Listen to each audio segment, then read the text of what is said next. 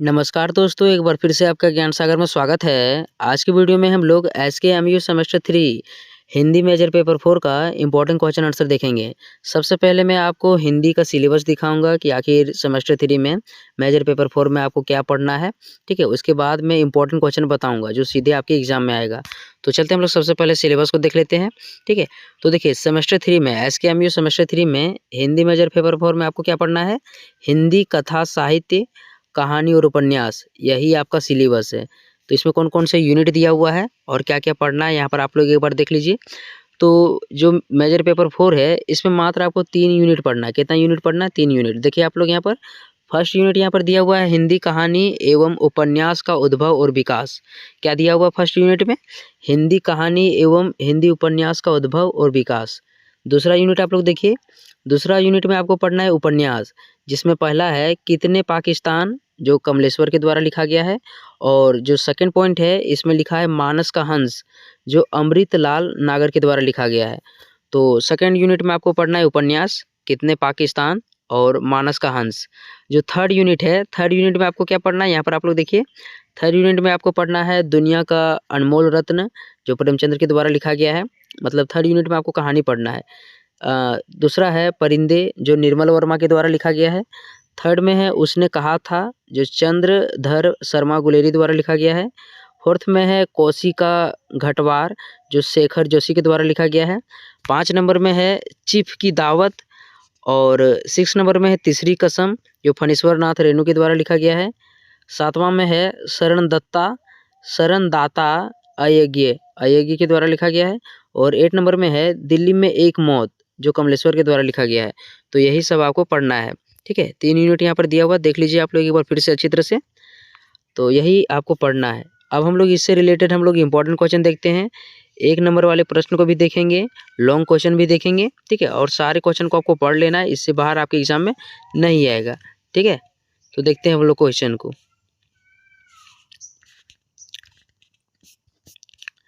देखिए, सबसे पहले आप लोग एक-एक नंबर वाले क्वेश्चन को देख लीजिए, ठीक है, कि किस टाइप से एक-एक नंबर वाला प्रश्न बनेगा। तो वस्तुनिष्ठ प्रश्न को हम लोग देख लेते हैं।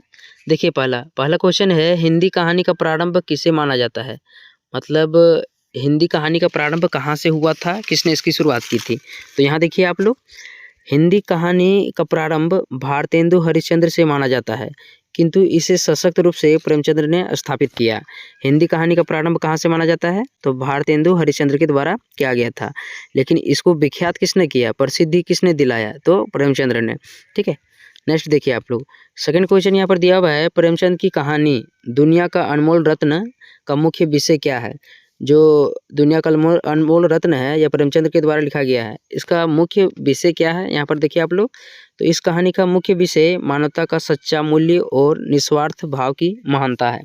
जो दुनिया का अनमोल रत्न है, इसका विषय क्या था? तो मानवता का सच्चा मूल्य और निस्वार्थ की भाव की महानता।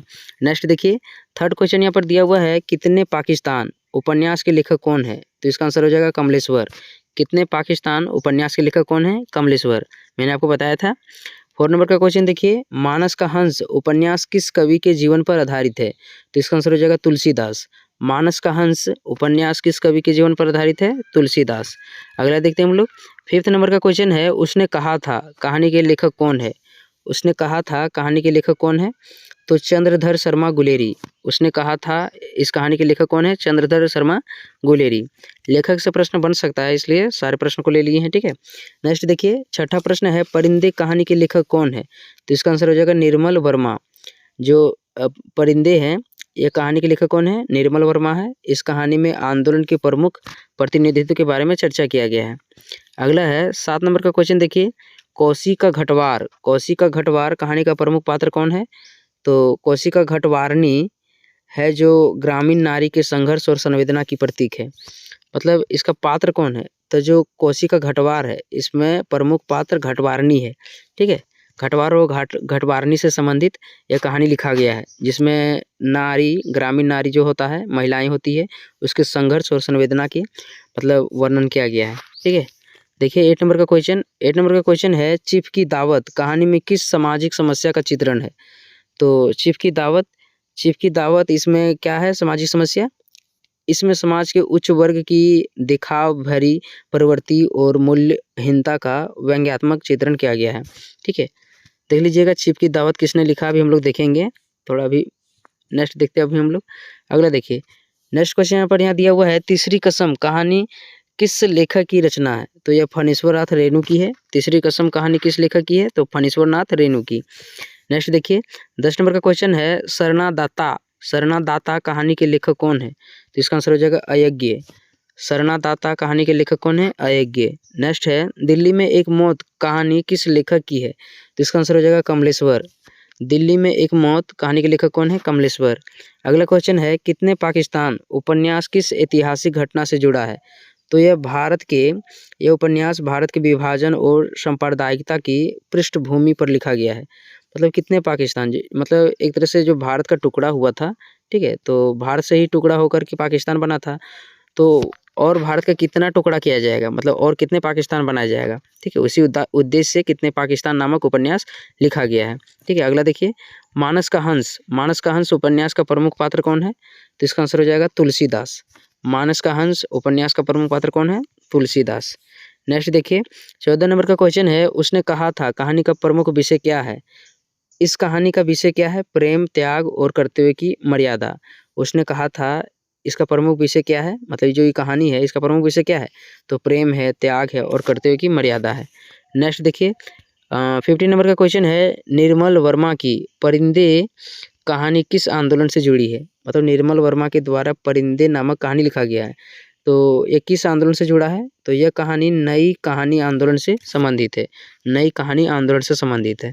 अगला देखिए, कोसी का घटवार कहानी का परिवेश किस क्षेत्र से लिया गया है? कोसी का घटवार कहानी जो है यह किस परिवेश से लिया गया है? तो इसका आंसर हो जाएगा, यह कहानी बिहार के कोसी क्षेत्र की ग्रामीण पृष्ठभूमि पर आधारित है।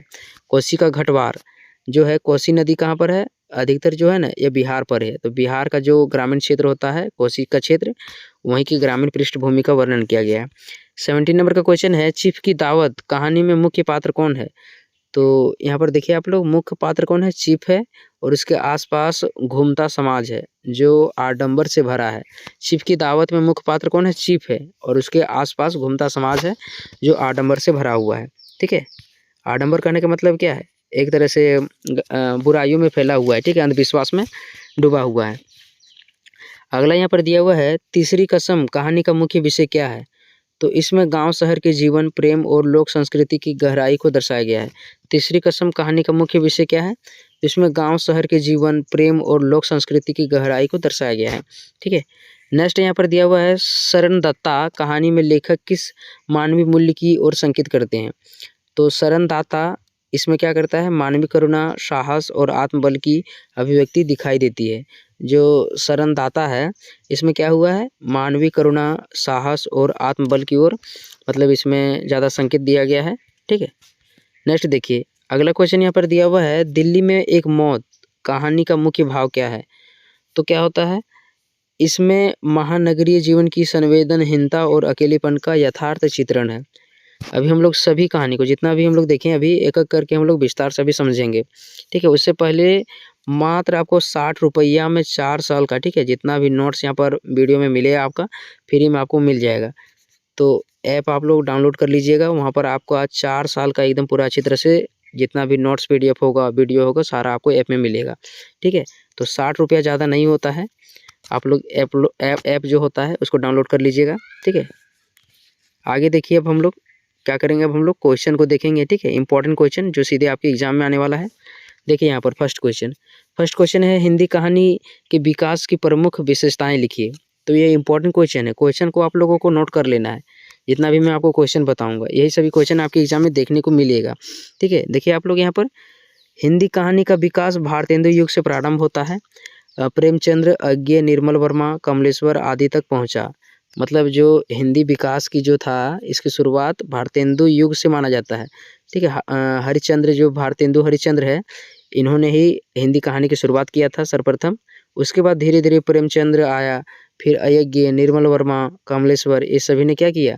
कहानी की जो भी मतलब थी क्षेत्र में सर्वाधिक विकास किया। ठीक है, इनका अहम योगदान था।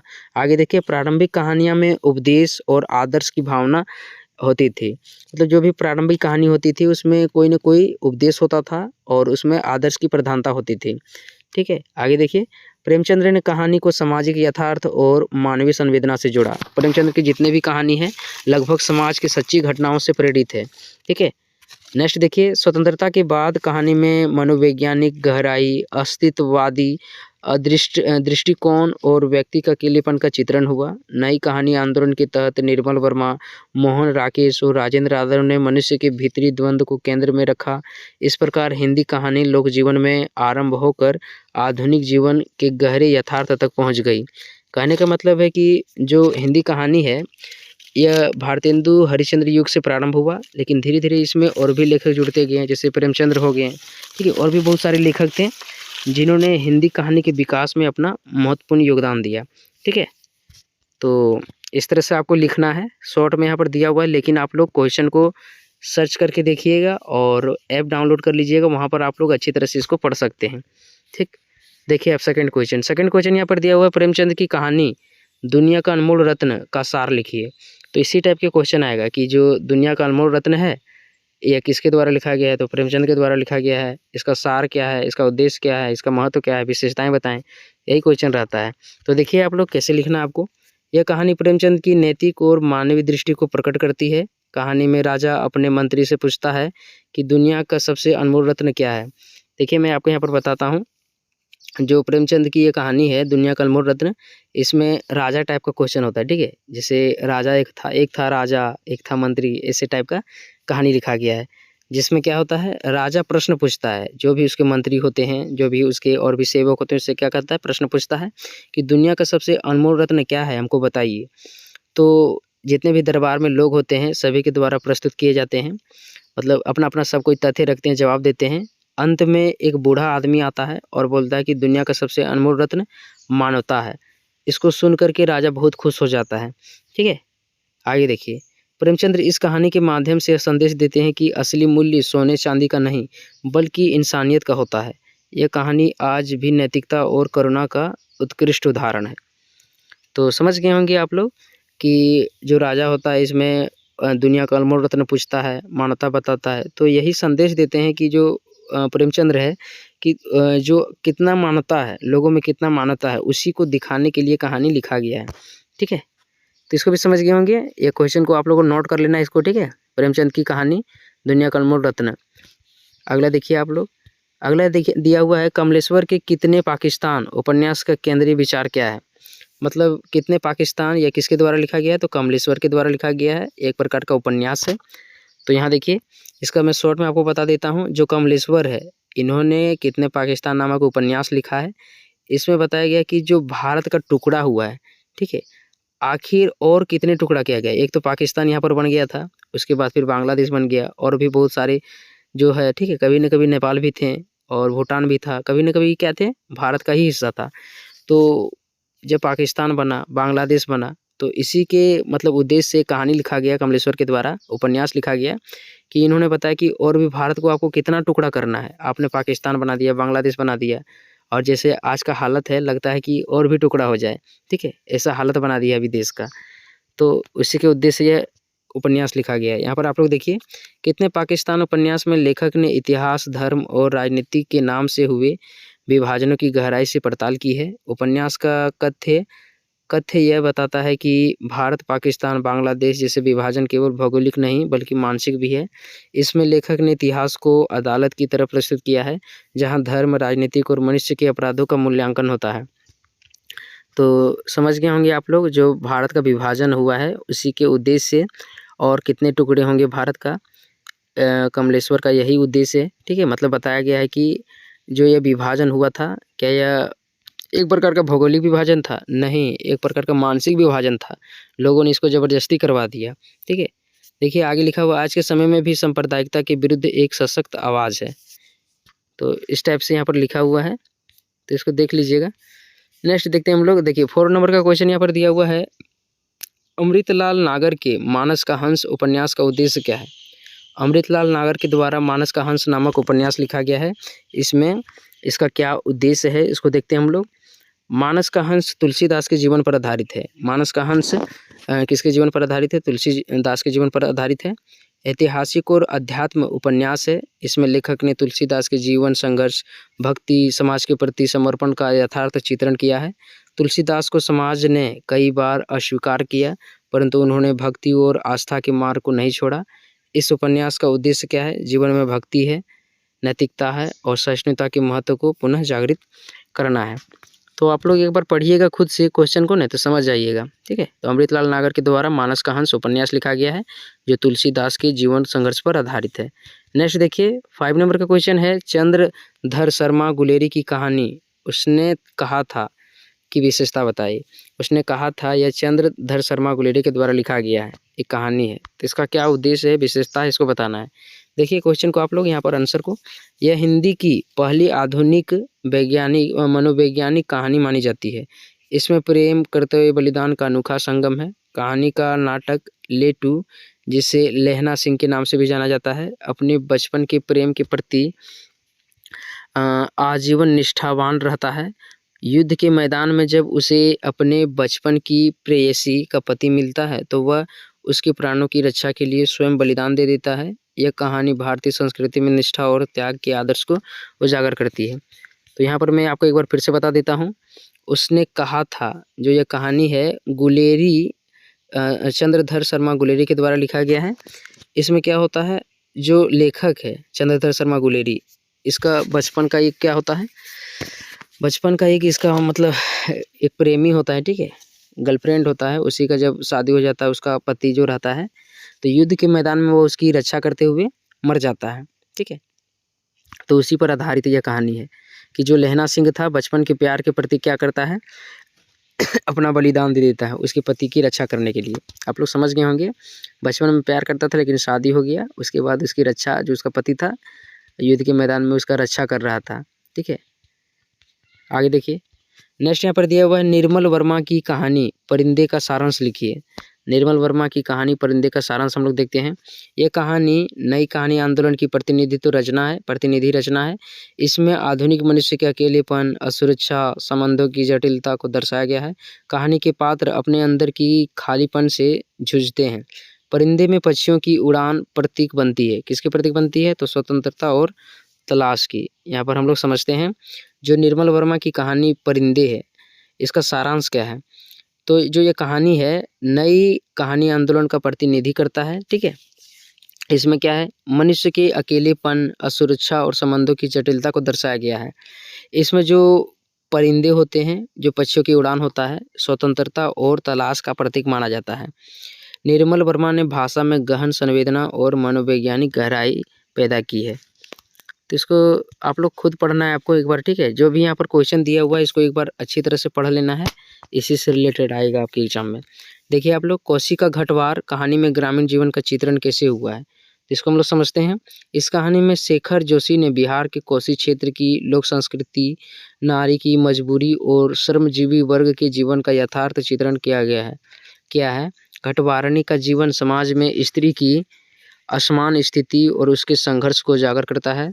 लेखक ने स्थानीय भाषा, बोली और परिवेश का सजीव प्रयोग किया है। कहानी में मानवीय संवेदना, सामाजिक यथार्थ का अद्भुत संगम मिलता है। देखो यहाँ पर जो कोसी का घटवार है, इसमें एक घटवारनी होता है, एक घटवार होता है। जो घटवारनी होता है वह मजदूर होता है, वह मजदूर करके अपना जीवन यापन कैसे चलाता है, ग्रामीण इलाकों में कैसा उसका संघर्ष रहता है, इसमें वर्णन किया गया है, ठीक है। तो कोसी का घटवार में क्या है, कोसी के क्षेत्र का जो भी ग्रामीण जीवन है उसी को दिखाया गया है।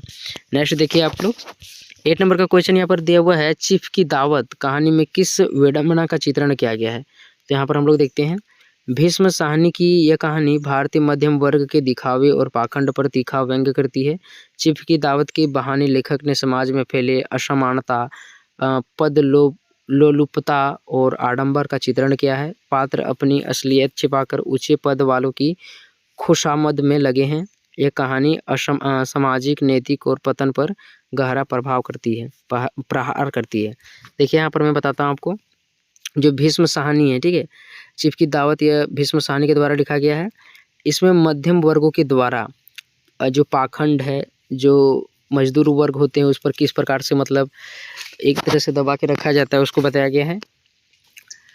आगे है चीफ की दावत के बहाने लेखक ने समाज में फैले जो भी असमानता होता है, बुराई होता है, पाखंड होता है, उसको ठीक है एक तरह से प्रहार किया है उस पर। तो इसको भी आप लोग समझ गए होंगे। आगे देखिए आप लोग 9 नंबर का क्वेश्चन है, फणीश्वर नाथ रेणु की तीसरी कसम कहानी का संदेश क्या है। फणीश्वर नाथ रेणु की तीसरी कसम कहानी का संदेश क्या है, यहाँ देखते हैं हम लोग। यह कहानी गांव की भोली भाली बैलगाड़ी चलाने वाले हीरामन और एक नाचने वाली हीराबाई के बीच के भावात्मक संबंध पर आधारित है। रेणु ने लोक संस्कृति, प्रेम और नैतिकता को बहुत सरल परंतु गहराई से प्रस्तुत किया है। कहानी का संदेश है, सच्चे प्रेम में त्याग और मर्यादा का होना आवश्यक है। देखिए यहाँ पर जो फणीश्वर नाथ रेणु है, तीसरी कसम लिखा गया है, ठीक है। इस कहानी का क्या संदेश है, इसमें गांव की भोली भाली बैलगाड़ी चलाने वाले हीरामन और एक नाचने वाले हीराबाई के बीच में भावनात्मक संबंध पर मतलब दर्शाया गया है, ठीक है। जो रेणु है, फणीश्वर नाथ रेणु, इन्होंने लोक संस्कृति, प्रेम, नैतिकता को बहुत सरल से और गहराई से प्रस्तुत किया है इस कहानी में। और कहानी का संदेश क्या है, सच्चे प्रेम में त्याग और मर्यादा का होना आवश्यक है, यही इसका संदेश है। किस कहानी का संदेश है, तो तीसरी कसम फणीश्वर नाथ रेणु के द्वारा लिखा गया है। इसका संदेश है, सच्चे प्रेम में त्याग और मर्यादा का होना आवश्यक है। और देखिए आप लोग 10 नंबर के यहाँ पर दिया हुआ है क्वेश्चन, कमलेश्वर क्या है, दिल्ली में एक मौत कहानी की सामाजिक प्रासंगिकता लिखिए। मतलब दिल्ली में एक मौत एक कमलेश्वर के द्वारा लिखा गया है, इस कहानी का क्या प्रासंगिकता है, क्या उद्देश्य है, इसको हम लोग देखते हैं। तो यहाँ पर आप लोग देखिए, यह कहानी महानगरीय जीवन की संवेदनहीनता को उजागर करती है। एक व्यक्ति की मौत होती है पर किसी को कोई फर्क नहीं पड़ता, हर कोई व्यस्त, स्वार्थी और उदासीन है।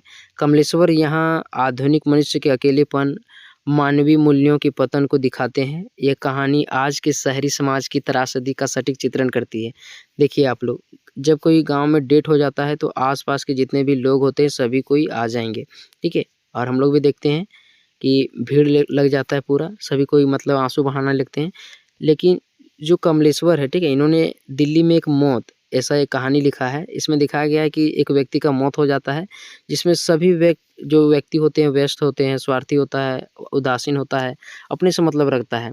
उस व्यक्ति जब वह मरता है तो उसको मतलब उसको देखने तक भी कोई नहीं जाता है, ठीक है। उसी पर बताया गया है कि लोग देखिए कितना स्वार्थी हो गया है, व्यस्त हो गया है कि आसपास मर भी जाए तो लोगों को कोई फ़र्क नहीं पड़ता है, ठीक है। तो आप लोग समझ गए होंगे ये कहानी क्या है, आज के शहरी समाज की त्रासदी का सटीक चित्रण करती है। तो यही था हमारा लास्ट क्वेश्चन, आप लोग इसको समझ गए होंगे। जितना भी हम लोग क्वेश्चन दिए यहाँ पर, ठीक है, सभी को आप लोग पढ़ लीजिएगा अच्छी तरह से, ठीक, और ऐप को भी डाउनलोड कर लीजिएगा। मिलते अगली वीडियो में, तब तक के लिए धन्यवाद।